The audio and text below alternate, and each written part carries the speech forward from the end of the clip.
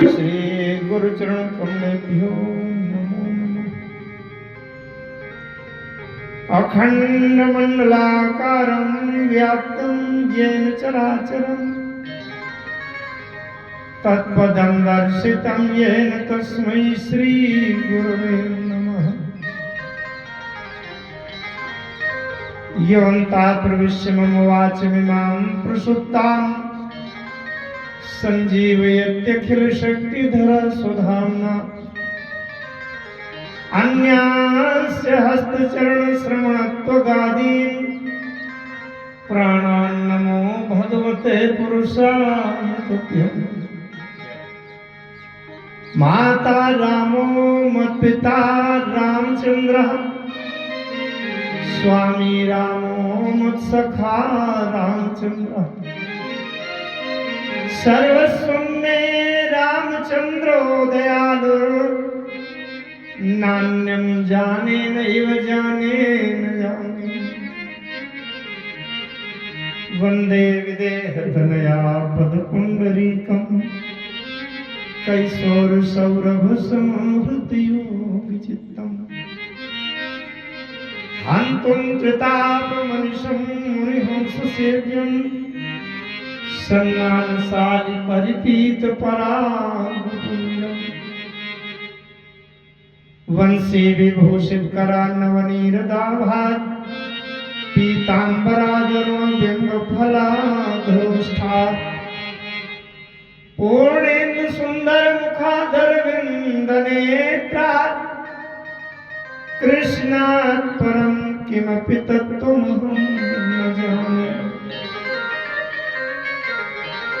अतुलित बलधामं हेमशैलाभदेहं दण्डिवन् कृशानं ज्ञानिनामग्रगण्यं सकलगुणनिधानं वानराणामधीशं रघुपतिप्रियभक्तं वातजातं नमामि। शारददारुणारिसमस्वामी राम सूत्रधर अंतर्जामी। जय हो। जय ही पर कृपा करहि जन जानी कवि उर अजीर्ण चावहि बानी। प्रणमं स्वै कृपालु रघुनाथा वर्णं विशदता सुगुण गाथा। प्रभु समर्थ सर्वज्ञ शिव सकल कला गुणधाम योग ज्ञान वैराग्य निधि प्रणत कल्प करुणाम। वंदो तुलसी के चरण जिनकी न्यो जग काज। कलि समुद्र डूबत लख्यो प्रगट्यो सप्त जहाज। सियावर रामचंद्र की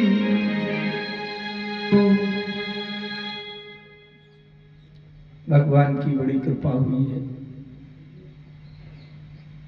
कृपा का हम आभास करें। संसार में इतने असंख्य जीव हैं, कितने चींटी चींटा मच्छर मक्खी है ना, उन सब में हमको ही मनुष्य बनने का अवसर मिल गया है। आप विचार करें, अगर हमको मनुष्य भगवान ने न बनाया होता तो क्या जबरदस्ती थी कि किसी का छीन लेते हम? क्या करते हैं? प्रभु की अपार कृपा हुई है इस सृष्टि में। सृष्टि का सबसे अंतिम शरीर होता है मनुष्य। नर के आगे एक कदम आगे बढ़े तो नर के आगे सीधे नारायण होता है, कोई होता ही नहीं। अब हमसे वो कदम रखते बन जाए अगला कदम। भगवान ने हमको नारायण बनने का अवसर दे दिया है।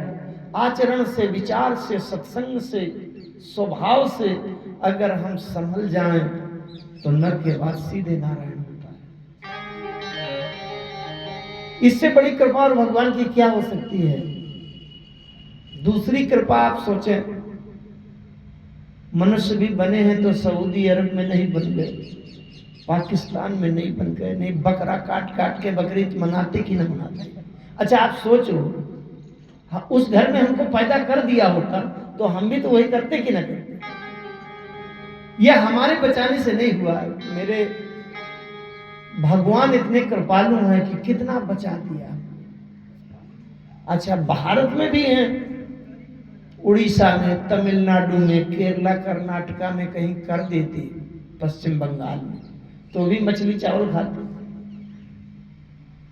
आप कृपा देखने की दृष्टि है कि भगवान ने कितनी कृपा की।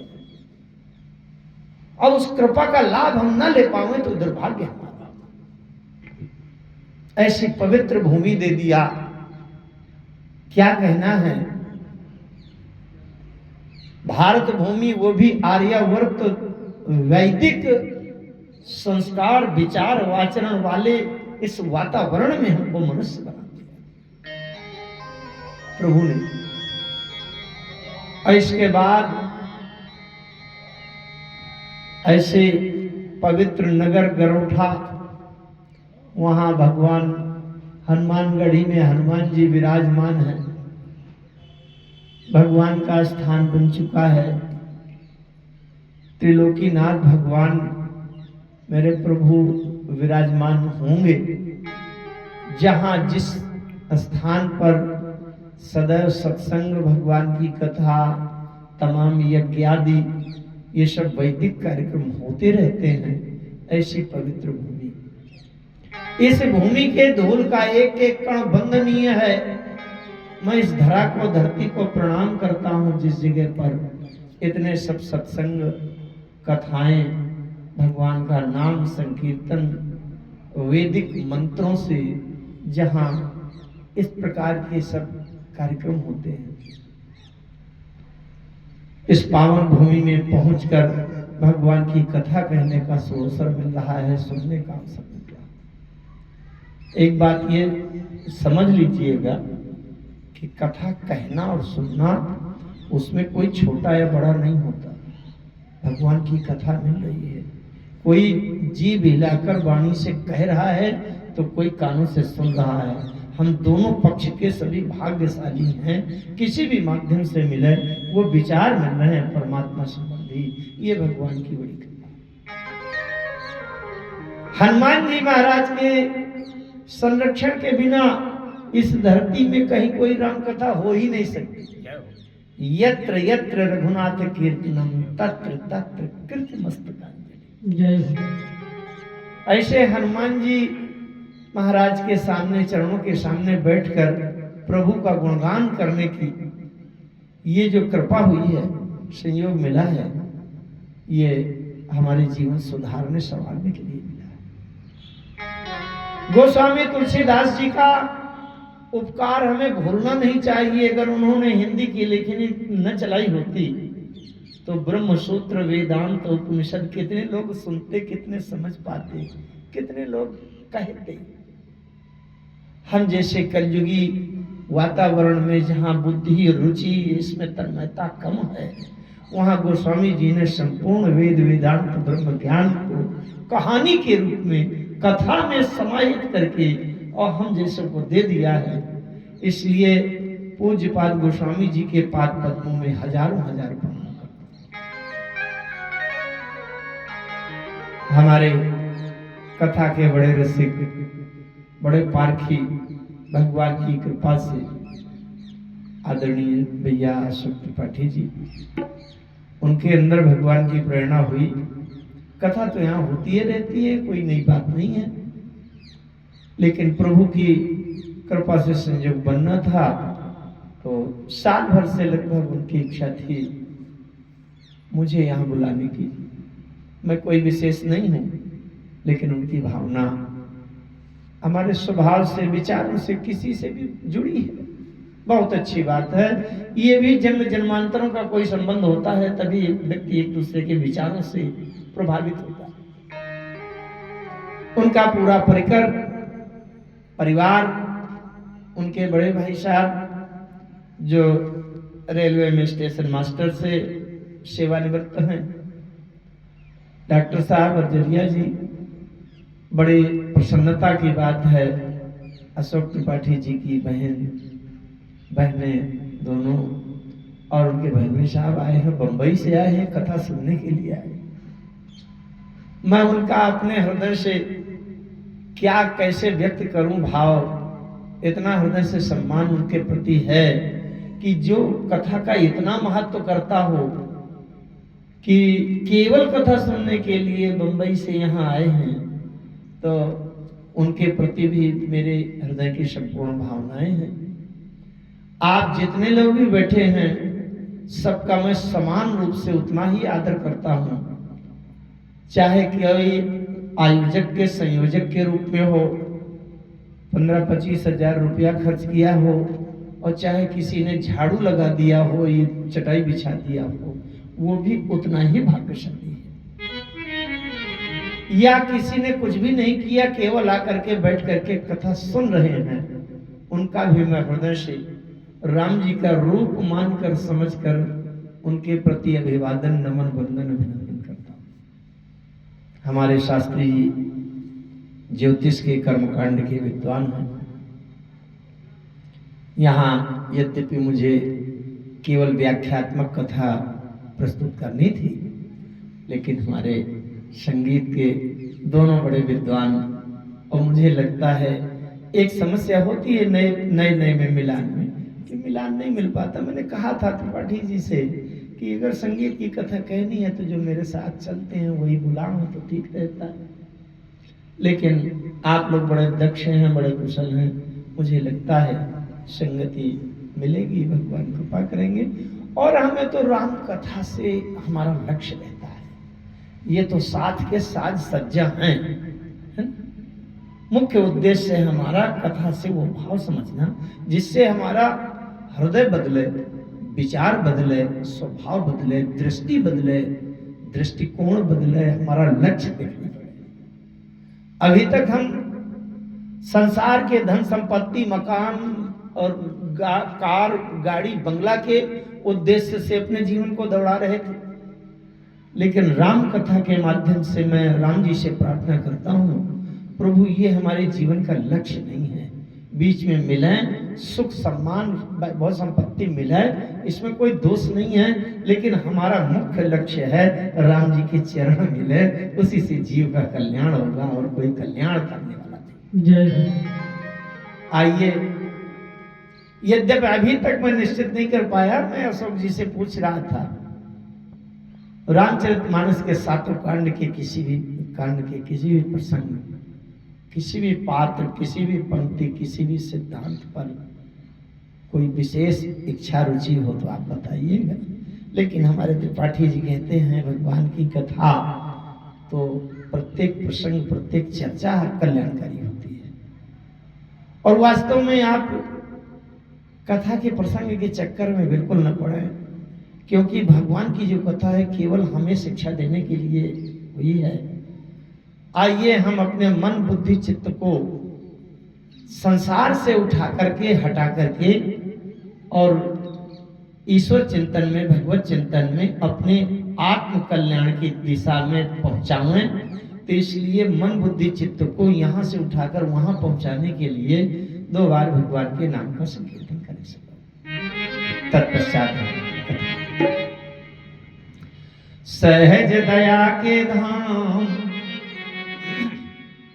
सहज दया के धाम, मेरे प्रभु सीताराम, सहज दया के धाम, मेरे प्रभु सीताराम, सहज दया के धाम, मेरे प्रभु सीताराम, सहज दया के धाम, मेरे प्रभु सीताराम, मेरे प्रभु सीताराम, मेरे प्रभु राजा राम, मेरे